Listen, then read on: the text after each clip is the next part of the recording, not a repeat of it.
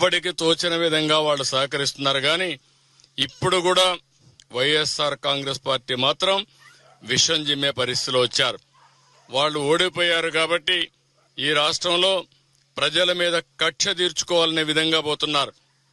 ఏమాత్రం సిగ్గుపడకుండా 3 బోట్లు వదిలిపెట్టారు. ఒక్కొక్కటి 30 టన్నులు, 11,20,000 క్యూసెక్స్ నీళ్లు పోతా ఉంటే బాధ్యత లేకుండా 3 బోట్లు వదిలిపెడితే ఏవైతే కౌంటర్ వెయిట్ వచ్చి అవి గుద్దడం, అదే గాని కౌంటర్ వెయిట్ కాకుండా అదే గాని కాలం గుద్దుంటే కాలం ఆటోమేటిక్ గా కుంగిపోయేది. 15 మెట్రిక్ టన్నుల ఇదైనటువంటి కౌంటర్ వెయిట్ 2గా ఇరిగిపోయే పరిస్థితికి వచ్చింది. రెండు కౌంటర్ వెయిట్లు విరిగిపోయినాయి. అదే కాలం జరుగుంటే కాలాన్ని కొట్టుంటే ఏమయ్యేదో మనం ఊహించుకోవాల్సిన అవసరం ఉంది. ఇంకా కూడా సిగ్గొదిలిపెట్టి సమర్థించుకునే పరిస్థితిలో ఉన్నారు. మీరు మీ బోర్డ్స్ ని కరెక్ట్ గా పెట్టుకోకపోతే ఎందుకు తీసుకున్నారు, మీవి కాదని అంటున్నారు. మీది కాదంటే మీరు రంగెందుకేశారు? మేము ఎన్ని అడుగుతున్నాం, దానికి సమాధానం చెప్పవలసిన బాధ్యత కాదు.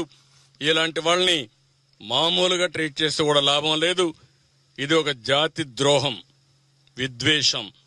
ఎందుకంటే ఒక ప్రాజెక్ట్ ని ఇంత దారుణంగా లెక్కలేనితనంతో ఆ ప్రాజెక్టు యొక్క ఇది చూస్తే 170 సంవత్సరాలు చరిత్ర, 100 సంవత్సరాలు సర్వీస్ చేసిన తర్వాత బ్రిటిష్ వాళ్ళు కట్టిన ఆ ప్రాజెక్ట్ ని ప్రకాశం పంతులు గారి సమయంలో మళ్లీ ఇప్పుడు బ్యారేజ్ కట్టారు.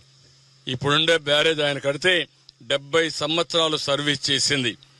కొన్ని లక్షల ఎకరాలకు గుంటూరు, కృష్ణా, ప్రకాశం, వెస్ట్ గోదావరికి సర్వీస్ చేసే పరిస్థితికి వచ్చింది. అలాంటి ప్రాజెక్టు పట్ల నిర్లక్ష్యమే కాకుండా ఇష్టానుసారంగా మాట్లాడడం చాలా దుర్మార్గం. దీన్ని నేను చాలా తీవ్రంగా ఖండిస్తున్నా.